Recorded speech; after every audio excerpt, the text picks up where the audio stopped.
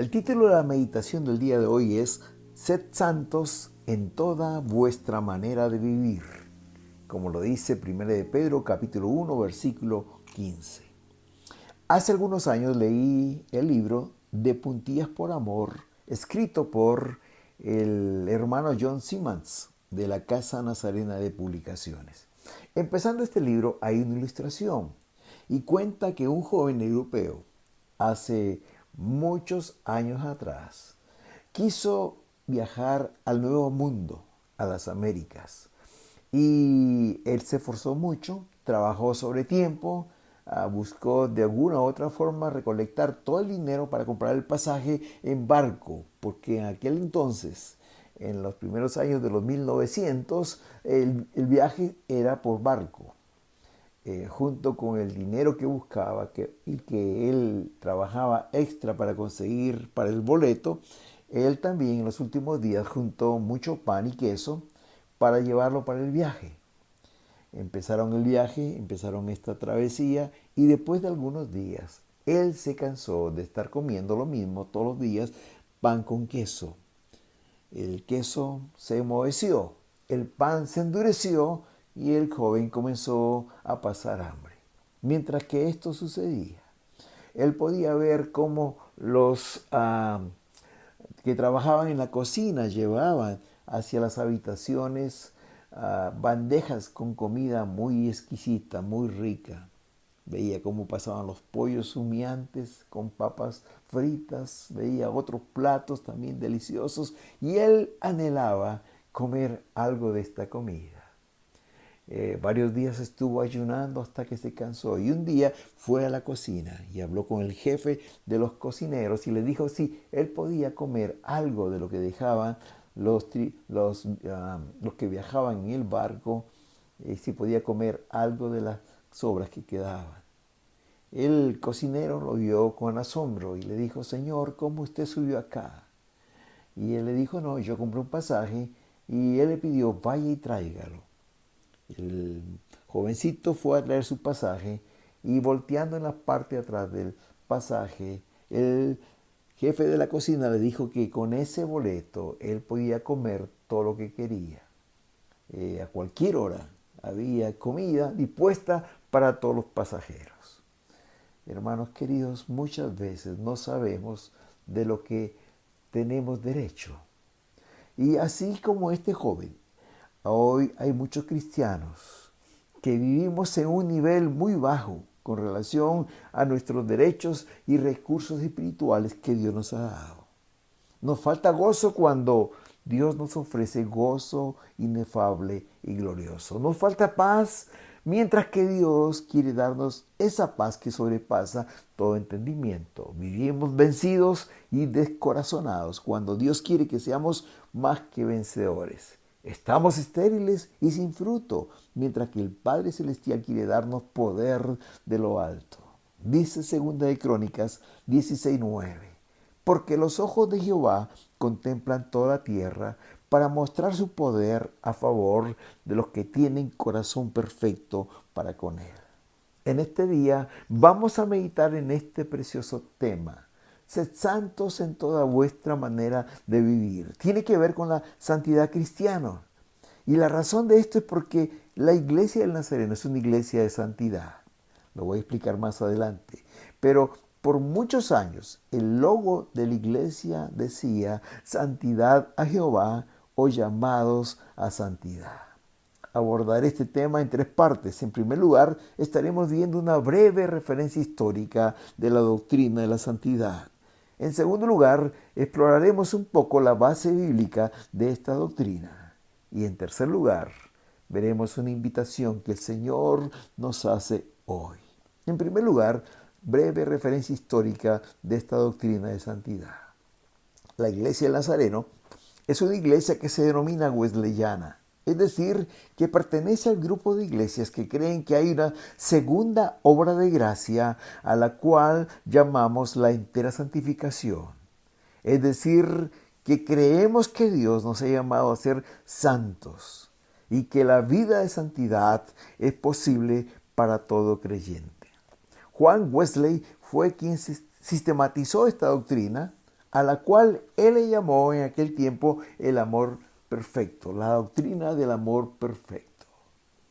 Los historiadores de Juan Wesley dicen que un día él volvía de los Estados Unidos a Inglaterra. Él volvía en un barco. Había pasado un tiempo allá en en Estados Unidos como misionero.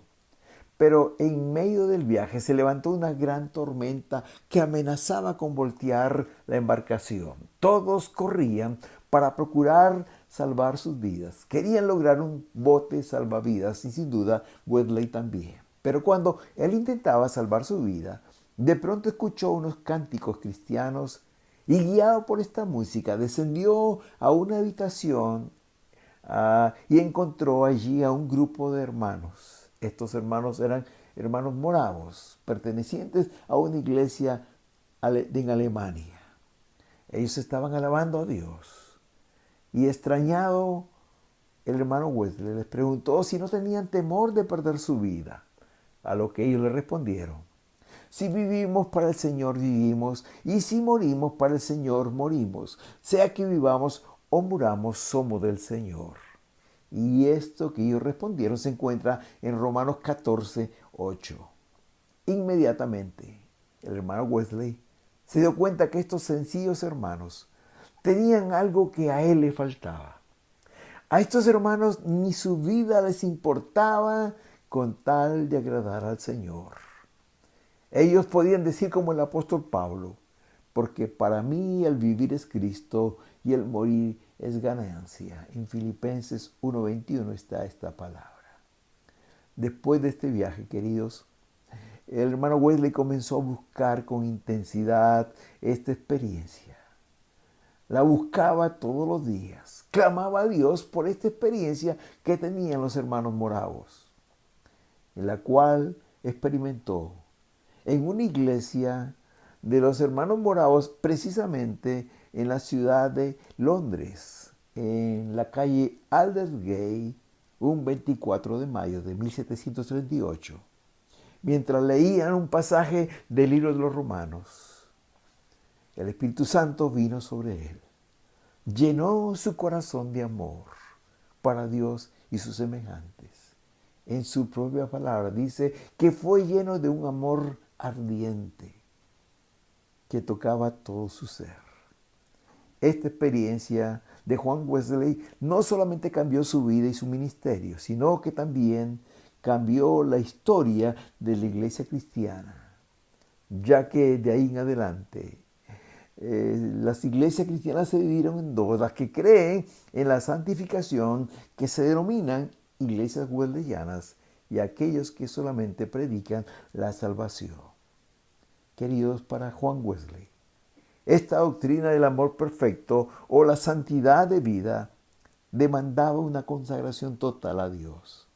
Es decir, que cada cristiano debería vivir vidas íntegras, transparentes, santas, no solamente en sus hechos, sino también en la intención. Es decir, no solamente debemos hacer buenas obras, sino que nuestra intención de corazón, nuestra motivación tiene que ser también pura. Juan Wesley decía que una vida gobernada por el Señor es una vida en la cual Jesús es nuestro Salvador, pero también Él es nuestro Señor. Es decir, el amo de nuestras vidas. Él debe tener el control total de nuestras vidas. Eso significa que Jesús es mi Señor. También decía que tener una vida de santidad es entregar a Jesús no solamente nuestro pasado, como lo hicimos en el momento de nuestra conversión, sino también darle el control de nuestro presente y futuro, es decir, de lo que somos y seremos. Cuando consagramos nuestra vida a Dios, le entregamos todo, no solo el pasado, sino el presente y el futuro también. Y él decía que aquel que podía vivir el verso que se encuentra en Marcos 12:30 era un hombre completamente santo. Este texto dice: amarás al Señor tu Dios de todo tu corazón, con toda tu alma y con toda tu mente y con todas tus fuerzas. Hasta el día que murió, En el año 1791, John Wesley predicó esta doctrina. Esto produjo un avivamiento en Inglaterra. Este avivamiento cambió radicalmente al país. No solo que muchas personas conocieron a Cristo como su Salvador personal, sino que el país de Inglaterra fue transformado. Años más tarde, varios de sus discípulos llegaron a la Cámara de los Lores, al Senado del país, y impulsaron leyes. Algunas de ellas fueron cambiadas. Se abolió, por ejemplo, la esclavitud que hasta aquel entonces había en Inglaterra. Se reglamentó el trabajo de 8 horas diarias. También se reglamentó el trabajo de los niños y las mujeres. Se humanizó el sistema carcelario, etcétera, etcétera. El país realmente fue transformado. Algunos historiadores dicen que la historia de Inglaterra se partió en dos, antes de Wesley y después de Wesley. Me encanta lo que dice cierto biógrafo del hermano. Dice que un hombre renovado espiritualmente produjo un avivamiento en la iglesia, la cual produjo una transformación en la sociedad. El avivamiento wesleyano impactó y transformó todo el país. De ahí viene nuestra herencia. Somos una iglesia wesleyana que cree en la segunda obra de gracia. Después de la salvación hay una bendición más para nuestras vidas y es la santificación. La santidad de vida es posible. En segundo lugar, veremos la base bíblica de esta doctrina de la santidad. A partir de las enseñanzas de Wesley, se empezó a enseñar la doctrina de la santidad cristiana. Y la base de esta doctrina está en la palabra de Dios. La palabra santo o sus derivados se menciona en toda la Biblia, de tapa a tapa, desde el Génesis hasta el Apocalipsis. Solo en el Nuevo Testamento esta palabra se encuentra 142 veces. La Biblia, queridos hermanos, nos muestra muchas razones por las cuales nosotros, los cristianos, los discípulos del Señor, debemos ser santos. En este día mencionaremos 3 de ellas. En primer lugar, la voluntad de Dios es que su pueblo sea santo.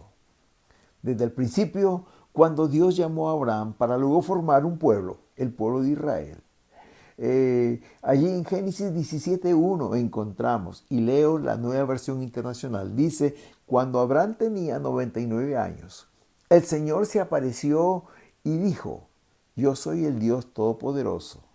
Anda delante de mí y sé íntegro. Es decir, anda delante de mí y sé santo. En otras versiones dice sé perfecto y en otras dice sé intachable. Dios llamó a Abraham para que viviera delante de él en santidad. En el Nuevo Testamento encontramos que Jesús oró por sus discípulos para que sean santos. Allí en Juan 17:17 dice: santifícalos en tu palabra es verdad. Jesús oró para que sus discípulos sean santos. Más adelante Pablo en 1 Tesalonicenses capítulo 4 versículo 3 dice: la voluntad de Dios es vuestra santificación. Es el deseo de Dios. Es la voluntad de Dios que sus hijos sean santos. Y la palabra santo significa separado. Es decir, que los hijos de Dios deben ser separados para Dios, consagrados para Dios, pero también separados del pecado, separados los impuros, de las cosas impuras para Dios.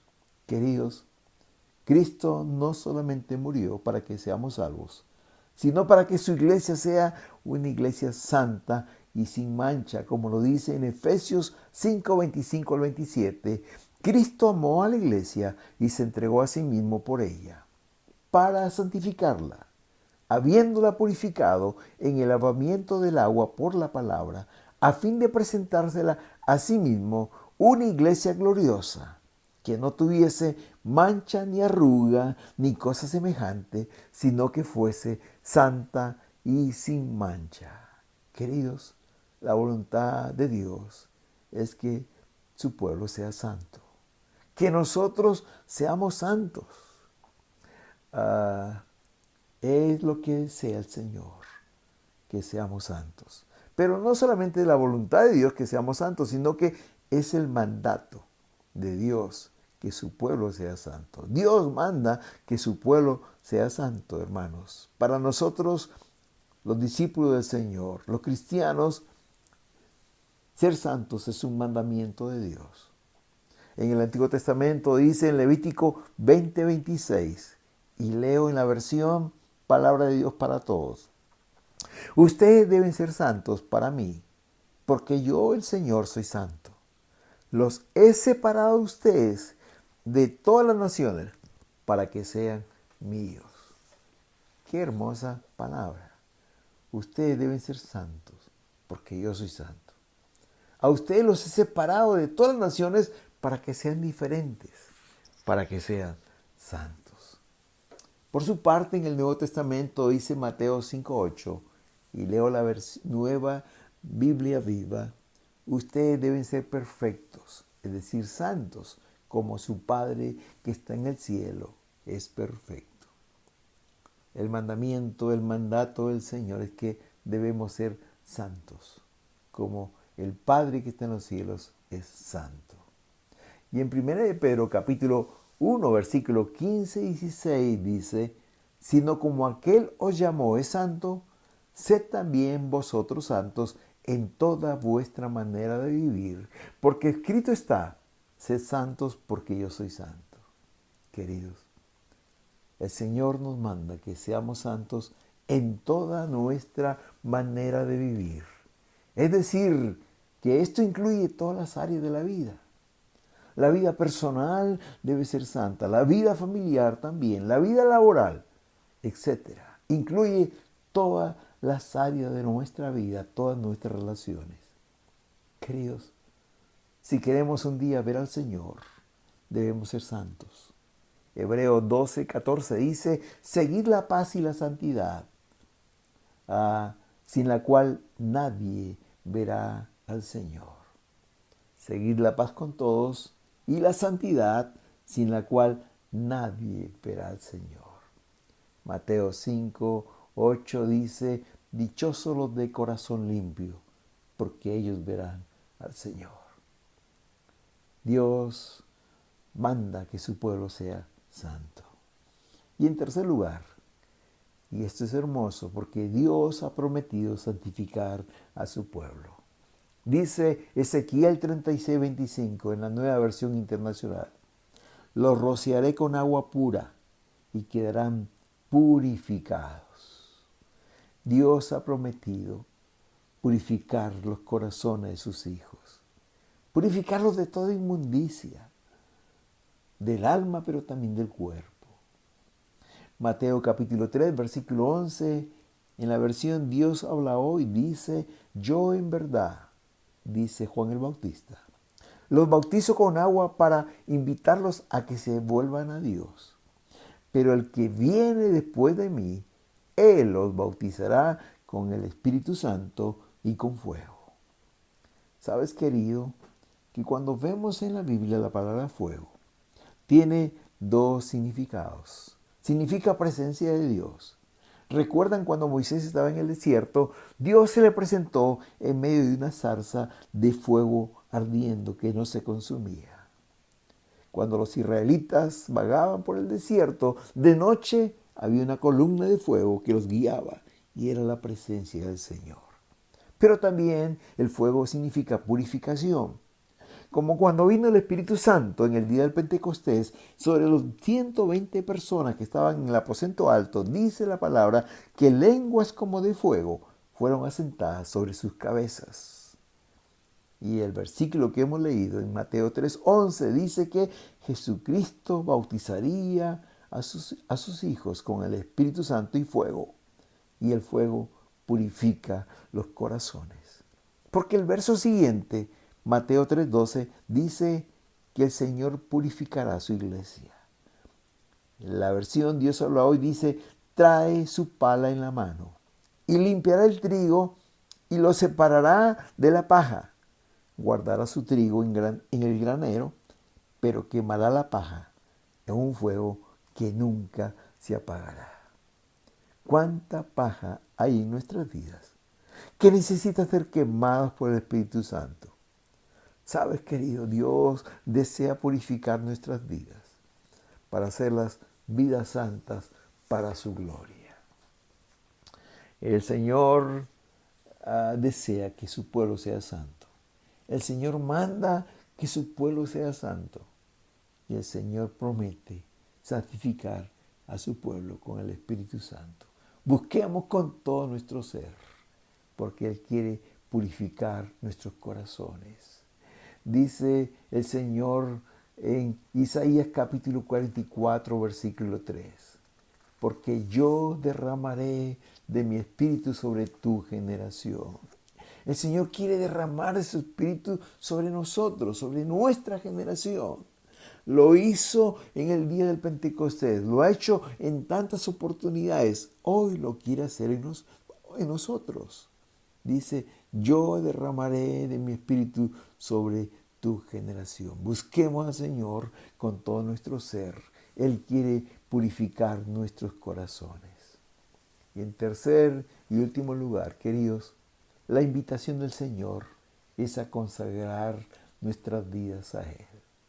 Romanos capítulo 12, versículo 1 y 2, en la Nueva Biblia Viva dice, por esto, hermanos, tomando en cuenta el amor que Dios nos tiene, le ruego que cada uno de ustedes se entregue como sacrificio vivo y santo. Este es el único sacrificio que a Él le agrada. No se amolden a la conducta de este mundo. Al contrario, sean personas diferentes en cuanto a su conducta y forma de pensar. Así aprenderán lo que Dios quiere, lo que es bueno, agradable y perfecto. Dice Pablo en estos dos versículos que nos ruega. Él ruega a cada uno de nosotros que entreguemos nuestras vidas como un sacrificio vivo y santo. Es decir, consagra toda tu vida al Señor.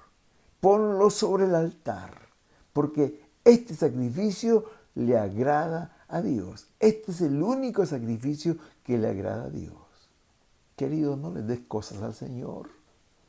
Dale tu vida como una ofrenda, como un sacrificio. Como dice este verso y lo reafirma, este es el único sacrificio que a Él le agrada, que consagres tu vida al Señor.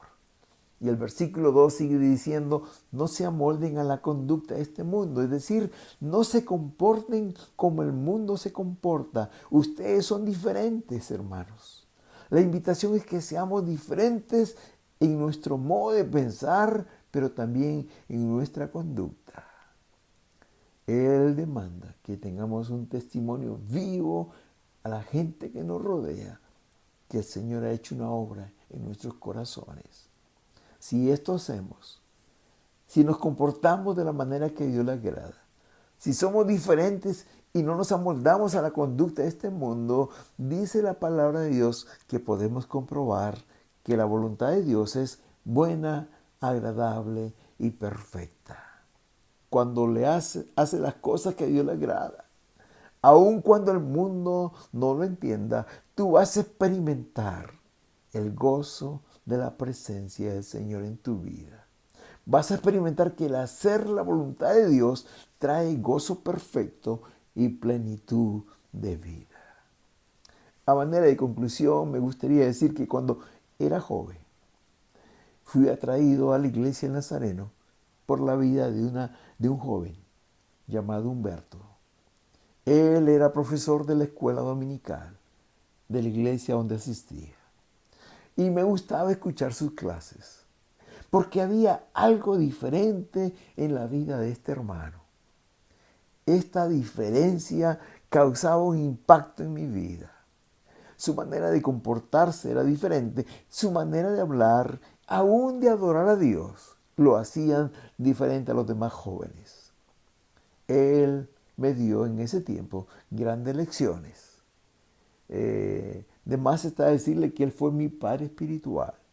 Y en los primeros días de mi vida cristiana recuerdo muchas lecciones que Él me dio. Compartiré algunas de ellas para graficar lo que estoy diciendo, que la vida de santidad es posible. Recuerdo que un día fuimos a un campamento juvenil. Había más de 200 jóvenes en ese campamento. Y el pastor dividió en 10 grupos las tareas del campamento. Cada grupo tenía 20 jóvenes. Y recuerdo cuando el primer día nos tocó lavar la vajilla de todos los jóvenes. 200 cucharas, platos, vasos, tenedores, cucharitas. Era un gran trabajo. De pronto, cuando teníamos que hacer la tarea, me encontré con el hermano Humberto solos, lavando los dos. Los demás jóvenes brillaban por la ausencia, estaban en otro lugar, algunos de ellos jugando fútbol. Cuando le pregunté al hermano Humberto si deberíamos hacerlo solo los dos, y él me dijo con una sonrisa en sus labios: ser cristiano es hacer lo que nadie quiere hacer. Y comenzó a cantar una canción de alabanza a Dios. Él gozaba lavando toda esta vajilla. Se gozaba y lo hacía como una ofrenda a Dios, y yo no lo entendía. Otra vez él me invitó a evangelizar a una comunidad que quedaba a 1 hora de distancia de la iglesia. Fuimos en un bus lleno de gente. Casi íbamos colgando al estribo de este bus. Y yo le dije que eso era muy peligroso y quizás de repente no deberíamos ir ahí. Y él me dijo: un cristiano se sobrepone a las circunstancias. Cuando él me dijo esto, me parecía escuchar al apóstol Pablo cuando dijo: estoy dispuesto a vivir cualquiera sea mi situación. Y cada frase era una lección grande para mi vida. Él experimentaba el gozo del Señor sirviéndole. Yo en aquel entonces no lo entendía. Otra vez recuerdo que me invitó a un retiro espiritual. Nos acostamos muy tarde y fuimos cansados a la cama, pero muy de mañana, muy temprano, en la madrugada, fui despertado por los cánticos del hermano Humberto. Él estaba parado en la puerta cantando a voz viva, muy fuerte, muy alta voz, canciones al Señor. Cuando me acerqué y lo miré, me dijo: si los pajarillos cantan al Señor a las 5 de la mañana, ¿por qué no he de hacerlo yo también? Hermanos, como dije anteriormente, su vida me impactó. Humberto me demostró que se puede ser santo en medio de un mundo tan convulsionado como el que vivimos. Él me demostró que se puede ser diferente. Realmente él era un varón de Dios, era un hombre santo. Me enseñó que podemos pensar y actuar de una manera diferente, aunque el mundo no lo entienda. Podemos experimentar que la voluntad de Dios es buena, agradable y perfecta. Querido, quizás en este día estés pensando como yo pensaba en aquel entonces. Eso es imposible. Eso es muy difícil. Nuestra naturaleza humana es rebelde. Yo no lo puedo hacer. Pero sabes, querido, no se trata de lo que tú puedas hacer. Se trata de lo que Dios puede hacer a través de ti cuando consagres tu vida completamente a Él. Cuando te decidas a ser diferente. Porque la palabra de Dios dice en 2 de Crónicas 16:9: porque los ojos de Jehová contemplan toda la tierra para mostrar su poder a favor de los que tienen corazón perfecto para con Él. Sí, hermano, Dios quiere darte ese poder de vivir una vida santa. Si tú estás dispuesto a consagrar totalmente tu vida, Él quiere mostrar su poder porque tú tendrás un corazón perfecto para con Él. Hoy te invito a que consagres tu vida al Señor. Ya no vives esa vida inestable cristiana. A veces estás arriba, a veces estás abajo. A veces quieres servir al Señor, a veces no. A veces tienes ganas de orar, otro día no. O a veces tienes hambre de la palabra y otro día no. Dios quiere darte una vida abundante. No vivamos bajo el nivel como aquel joven. que iba en el barco hacia las Américas, porque Dios quiere darte una vida plena y abundante y quiere que experimentes que cuando haces la voluntad de Dios vas a comprobar que la voluntad de Dios es buena, agradable y perfecta. Te invito que hoy consagres tu vida al Señor y que vivas la vida que el Señor quiere que vivas, que experimentes la vida plena que Dios quiere darte. Amén. Amén.